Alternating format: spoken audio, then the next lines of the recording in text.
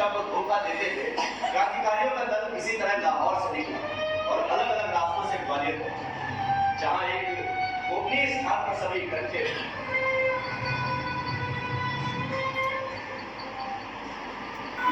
सरकार संसार की सबसे ज्यादा अत्याचारी सरकार है। किसी भी इंसान का खून बहाने का हमें शौक नहीं। इस क्रांति की वेदी पर कभी कभी खून बहाना जरूरी भी हो जाता है। हमारा उद्देश्य ऐसी क्रांति से है जो ब्रिटिश हुकूमत के द्वारा आम भारतीयों के शोषण का अंत कर देगी। ये ब्रिटिश सरकार चाहे हमारा कितना भी दमन कर ले, किंतु हम राष्ट्र के सम्मान की रक्षा और प्रदेश भ्रष्टाचार को सबक सिखाने हमेशा तैयार रहेंगे। विरोध और दमन के बावजूद हम क्रांति की वेदी को जलाए रखेंगे और फांसी के तख्ते पर चढ़ने पर भी वो जोर आवाज में बस यही कहेंगे, इनकलाब जिंदाबाद, इनकलाब जिंदाबाद, इनकलाब जिंदाबाद। पंडित जी, सारा शहर हमारे पोस्टर से गरमाया हुआ है। जिधर भी जाओ बस हमारे ही चर्चे।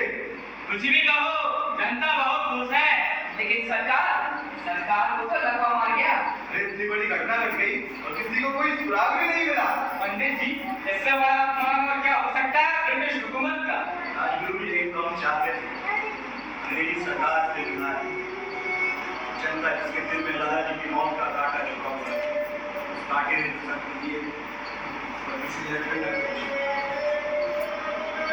सान्डर्स को मारते वक्त पहचान भी तो लिया था। मारने वालों में एक सरदार भी है। लाहौर की खबर तो सारे देश में आप की तरह फैल रही है। भगत सिंह को सब जानने भी लगे। ये अंदर बैठे थे किताब पढ़ रहे होंगे। अरे किताब पढ़ नहीं रहा होगा, निकल रहा होगा। अरे सरदार कहाँ हो? हम लोग तुम्हारी ही बात कर रहे हैं।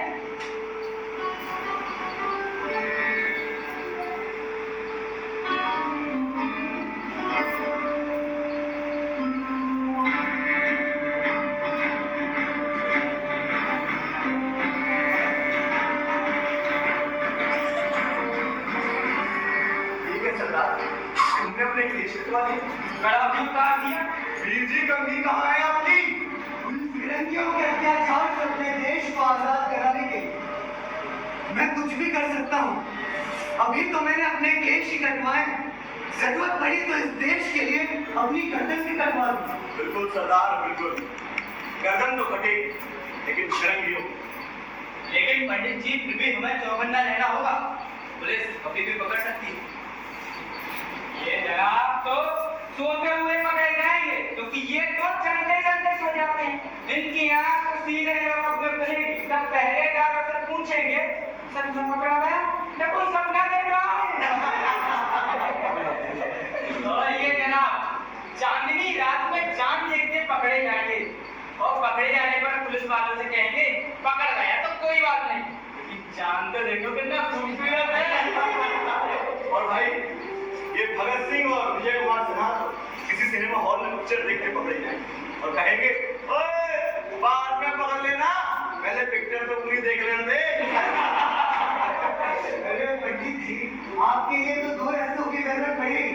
एक आपके गले के लिए और दूसरा आपके भारी भरकम पेट के लिए।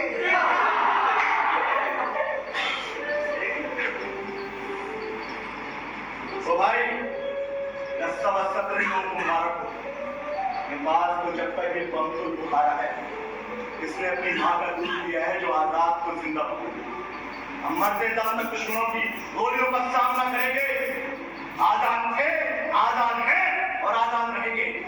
पंडित जी, आजाद रहने के लिए एक और चीज की आवश्यकता है और वो है पेट पूजा। भाई उसकी समस्या का हल तो हमारे साथी भगवान दास माहौली कर सकते हैं। क्यों माहौल जी? पंडित जी, यही हाईकोर्ट के सामने बिहारी वर्ग वाले हलवाई की दुकान है। हमारे गजानन बोलदार जी की उधारी चलती है वहाँ पर, तो हम सबके खाने का इंतजाम वहीं से होगा। बिल्कुल। और रहने का इंतजाम नहीं किया है। जनकगंज में मेहंदी वाली गली हमारे साथी बोलदार जी रहते हो। पंडित जी, मकान काफी बड़ा है, मेरे अलावा उनको रहता भी नहीं। आप लोगों को रहने में कोई असुविधा नहीं होगी।